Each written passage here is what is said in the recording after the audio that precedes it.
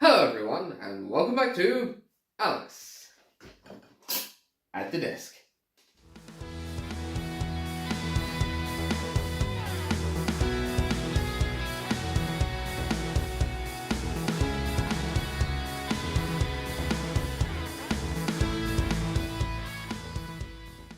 Yes, hello everyone, and welcome back to Alex at the desk.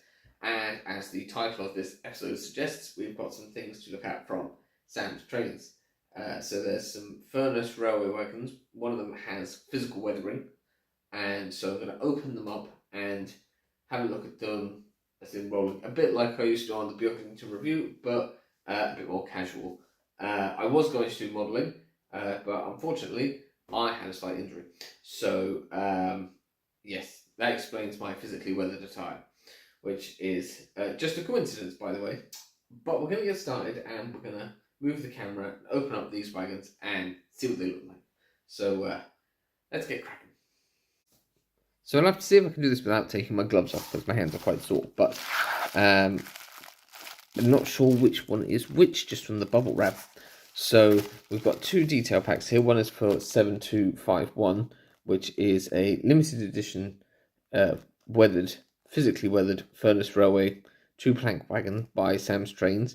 16 of 60, it says. And there was another version in pristine.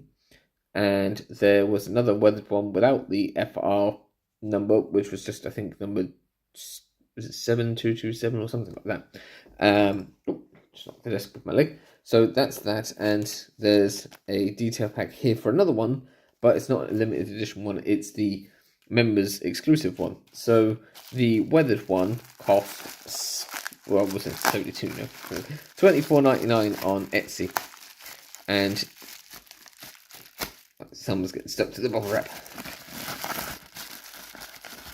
Here we have the physically weathered one, and obviously the packaging that it came in was bubble wrap. There it was in a box with plenty of packing peanuts, so well packaged, because these are resin printed wagons and can be a bit fragile. I'll just open the other one and then we can take a proper look at them. So these are ready to run and have all the bits fitted except for the couplings and the the chain link couplings if you want to fit them. This one has a little bit of black plastic in it. You see there? I hope that's not a detail piece, but could just be like a random spare bit of plastic. It's gone now anyways. Hopefully it wasn't important. So there we have the pristine and the physically weathered versions of essentially the same wagon. So we'll get an even closer look now. So we're going to have a look at 7211 first, because it's in the pristine condition, and I have to say the level of detail on these wagons is getting better all the time. So these wagons, if you go on Sam's Trains, he has a video that shows you kind of a bit about them, and there's a bit of an explanation about how he's gone about making these resin wagons, and there's a sub-chassis underneath. It's quite a novel way of doing it. There's a plastic FDM printed sub-chassis underneath. So that holds the axles. And then you've got this cosmetic chassis that goes over the top with the axle boxes actually on that. So they just kind of drop down over it, and then you've got the body that goes on over the top of that. And because then it's resin printed, all this kind of detail is all part of the molding. You don't have to glue all these bits on like you do on the cheaper plastic FDM printed wagons, which, you know, that's fun in its own right to do because they're more like kits. But this is obviously a ready to run product, and is meant to be still in the same vein as the, you know, the 3D printed plastic ones. You know, it's not a serious retail model, it's homemade, but it's attaining the same kind of detail, if not bettering some, really. So just bear that in mind if you are going to buy one of these, if there's a run of them in future, that like a lot of hard work has gone into this, evidently, and it really does look quite good, but it was made at home. So that's, you can see now through the slats there, look, that's so cool. So I'll sort of stop waffling, I guess, and be a bit more precise. I've knocked one of the buffers off because it was a bit wonky. So each of these is essentially, like I said, homemade, hand-painted, and comes with a detail pack. So this is the pack for the pristine one that I'm opening. And if I can get it open, we can fit the couplings. So we have the Sam's Trains NEM couplings, and then these really fine chain links. And I'll say if I've got tweezers to fit that. So we've got the chain here, and it's an incredibly fine piece. We're just going to fit that to the hook. Ooh.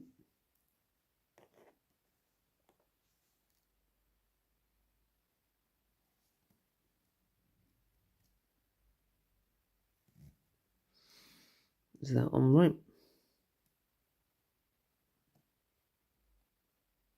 Let's see, it's on. I don't know if it's supposed to be further back than that, but there you go.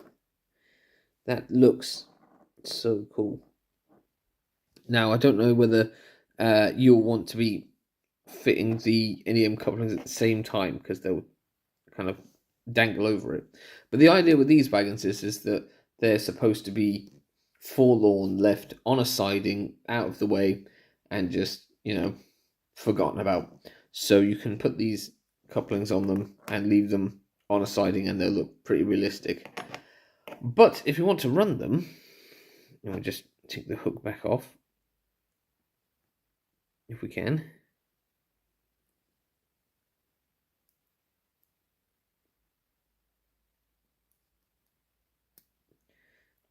He doesn't want to come back off.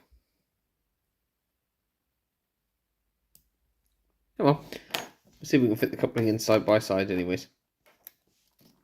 Now, as usual, you just put one peg in, push to the side, pop the other one in, and that is in. Move that coupling back out now. And see. I don't know if I can get that one off. But if we pull that back out again, we'll try to get this one off. Aha, there you go. Yeah, it's much easier when you you take that off. So you can pop in your NEM couplings, because I will be running mine, so I don't necessarily need the chains on them.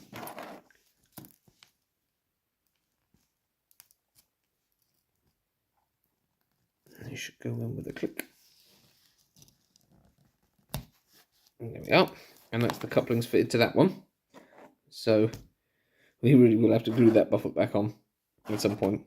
But it's alright, because in the detail packs you usually get a spare buffer. This one didn't have a spare buffer, but that because it's a members one, but there is a spare buffer included with the one available on Etsy. So I'll have to put a dab of glue on that before I lose that. So anyways, the really interesting thing is the physically weathered version, which I shall get now. So here we have 7251, and this is the physically weathered version of the 2-plank Furness wagon that Sam has produced, and it's done the same way with the sub chassis and then the detail chassis over the top.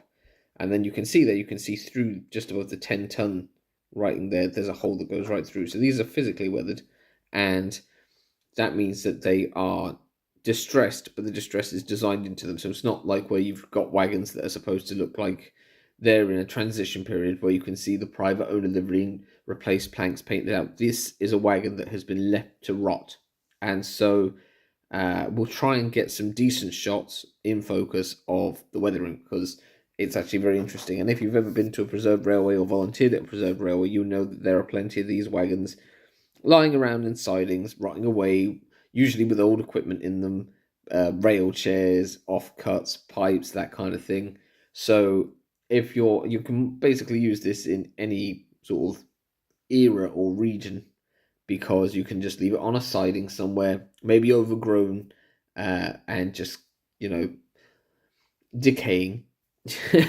But that's it. I love how realistic this is, because having seen it in real life and then seeing it on the model, like the weathering is just, it's done so well, because you can see the wood doesn't reach the top of this metal frame here, because the metal is obviously more hard wearing than the wood.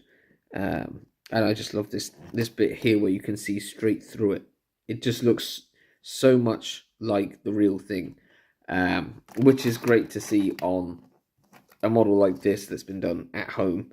You can see this side, it's also got a bit of a dip, but it's not the same all the way along. So there's different variations, and I just love the way that the cracking goes all the way along here, and the chains. And I don't know if I can get this to focus, which are modelled 3D on the side of the wagon, but they are part of the moulding, and they look really good.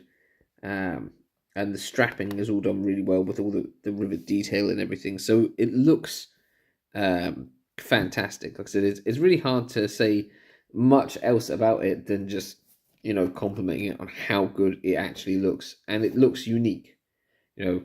It's dull, it's wearing away, it's done its best in its life, and it's just left on a sliding to rot away.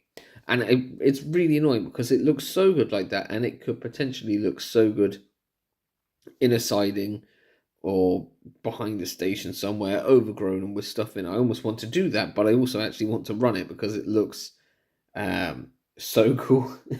like so it has authentic rot patterns. Anyways, all these patterns of rot are actually from real wagons that have been studied and then copied and then put onto this wagon. So you might see similar patterns around. You might even see the real pattern of rot, but like real life, it might have rotted some more, so you might not.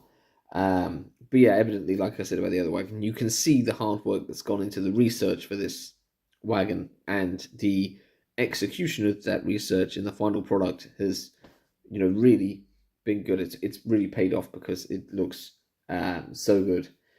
So you've got two wagons now, and I can put the couplings in. I can open up this detail bag, and I'll pop them up onto the track, and you can see how free rolling they are. However,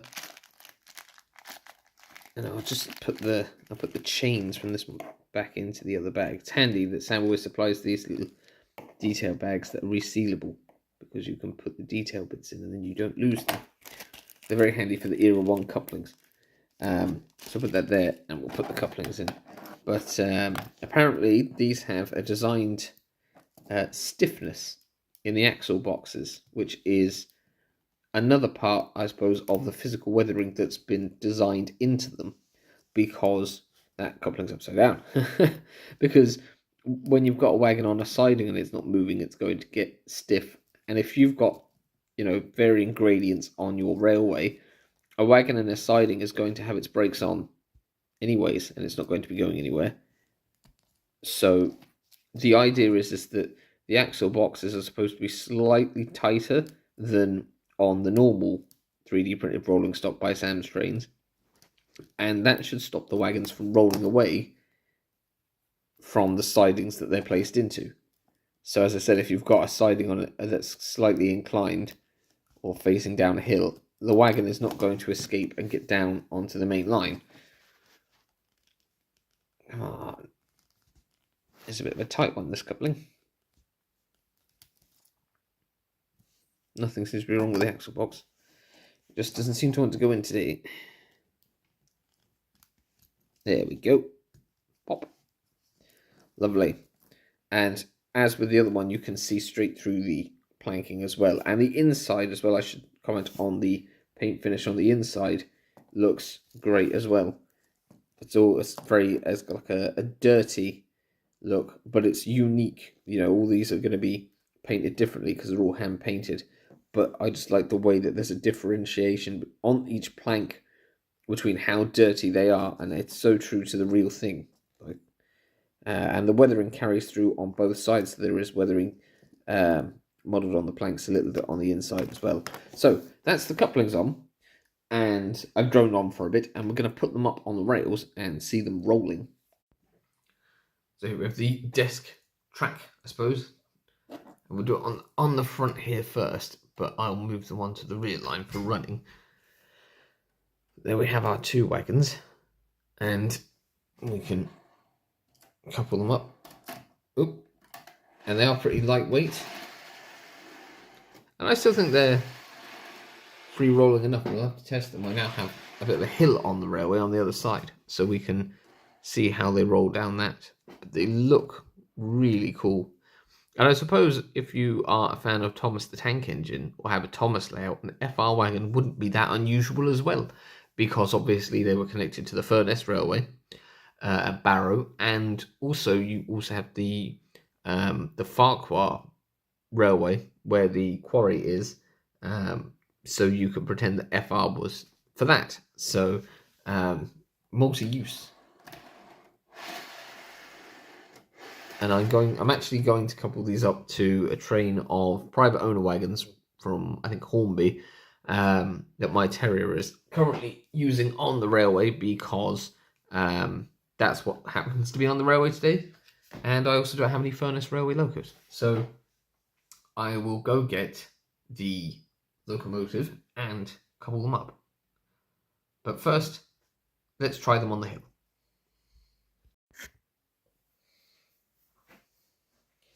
So as you can see, there's now a bit of a hill here in Beaglington-On-Sea, and we can test out the wagons on this slight hill. And it's a bit of an undulating hill. It's not completely straight, kind of up all the way, but that one is the members one, the unweathered one, and it seems to roll down perfectly fine from here. So we'll just test that again. And now let's try the physically weathered one.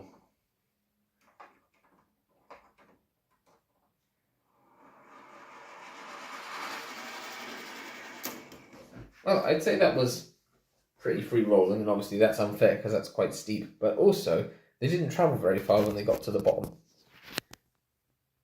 Whereas if I get another piece of rolling stock, I have the Era 1 piano van, or wagon, piano wagon, and I put it on the track.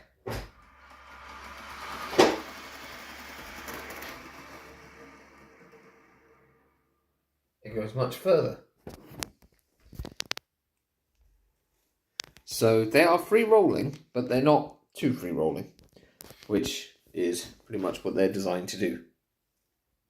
Right, so we're going to attempt to couple up the train now. We've got a Hornby Terrier, or well, it's a Dapple Terrier with Dapple couplings, and Hornby wagons behind with Hornby couplings. That's coupled.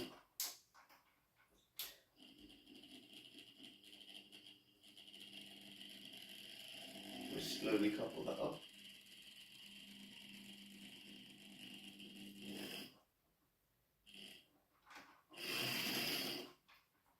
We have the 2 of them, and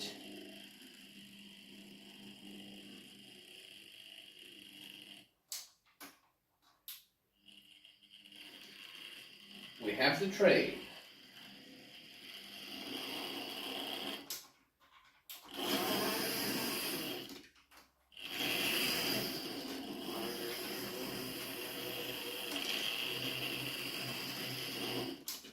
And with that, we'll just get a little bit of footage of them going around some of the railway.